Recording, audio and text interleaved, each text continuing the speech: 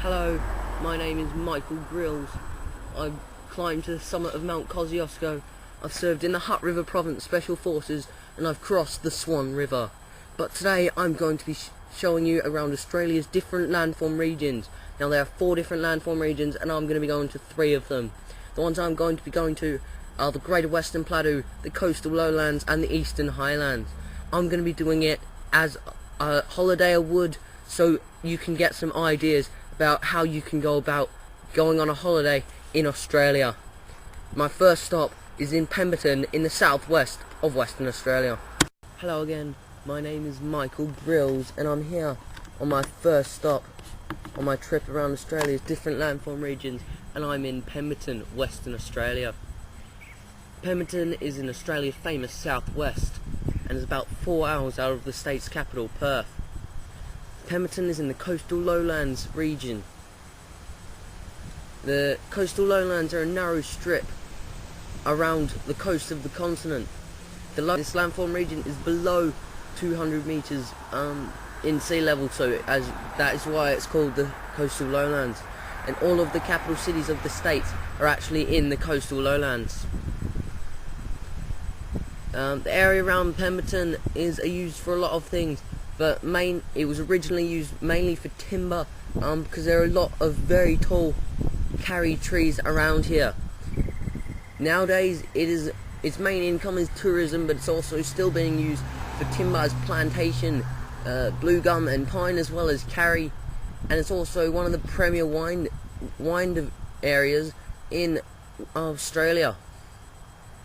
Pemberton is the home of the Gloucester tree, which is in excess of 60 meters tall.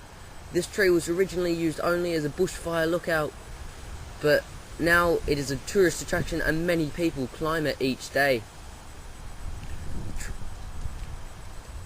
Now I'm going to have a bit more look around this lovely small country town in this lovely area, maybe taste a few wines. Next time I see you, I'll be in the biggest and best mine in Western Australia, Kalgoorlie. Hello again, I'm Michael Grills and I'm here in Kalgoorlie, Western Australia, which is my second stop in my trip around Australia's different landform regions. Kalgoorlie is located in the Greater Western Plateau. The Greater Western Plateau is the largest landform region in Australia and takes up approximately 2/3 of the continent. Most of this area is sandy and rocky, like you can see around me, and there's little or no vegetation. The average rainfall out here is between 100 and 350 millimeters per year. It varies from place to place and year to year. But compared to Perth, which has around 800 millimeters per year, it's really, really small.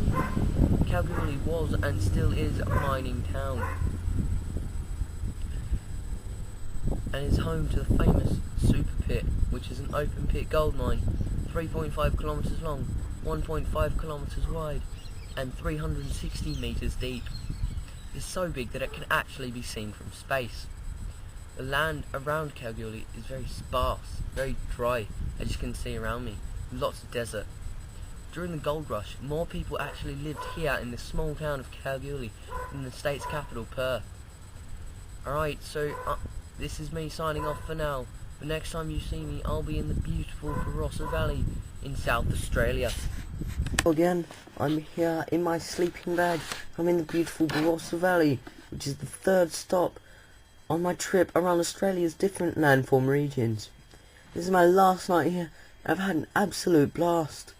This area is one of the best wine regions in the world, and I've been to plenty of wineries, so I can tell you from first-hand experience that this wine is top class.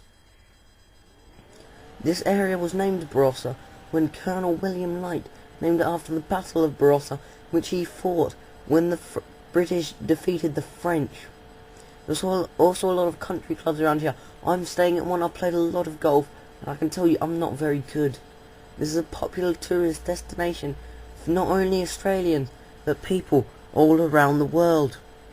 The most popular time to come to the Barossa Valley is when the Barossa Valley Vintage Festival is being held.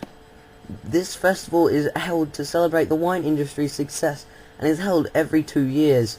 It's a 2-week long festival. To get here from my last stop, Kalgoorlie, you have to go across the Nullarbor Plain. That plain is very dry, dusty, red and sparse, with not a lot of vegetation. I saw a lot of kangaroos on my way here. I can tell you, it is such a sight to be seen. Kangaroos hopping along at dawn. It's absolutely amazing. I should get some sleep now. It's about 11 o'clock at night, and I need to get up early. The next time you will see me is when I'm in the biggest city and the most popular city in Australia, Sydney. Hello, I'm here in Sydney, which is my last stop on my trip around Australia's different landform regions. Since you last saw me, I've been to the breathtaking Blue Mountains. The Blue Mountains are a short 90-minute drive out of Sydney, and is home to breathtaking views such as the Three Sisters. The Three Sisters are a rock formation that is close to the town of Katoomba. Their names are Mahini, which is 922 metres above sea level, Wimla, which is 918 metres above sea level, and Ganedu, which is 906 metres above sea level. Sydney itself is in the coastal lowlands region. It is probably the most well-known city in Australia, and is home to such iconic landmarks such as the Harbour Bridge, the Opera House, and where I'm currently, which is Bondi Beach, as you can see. You can't actually see because it's quite dark, but look, you can hear it. I'm at Bondi Beach. This area was named Sydney because when Arthur Phillip named it after the man that actually gave him control of setting up the new colony. That's all for this episode of Man vs Australia. I'm Michael Grills, and I'll see you next time.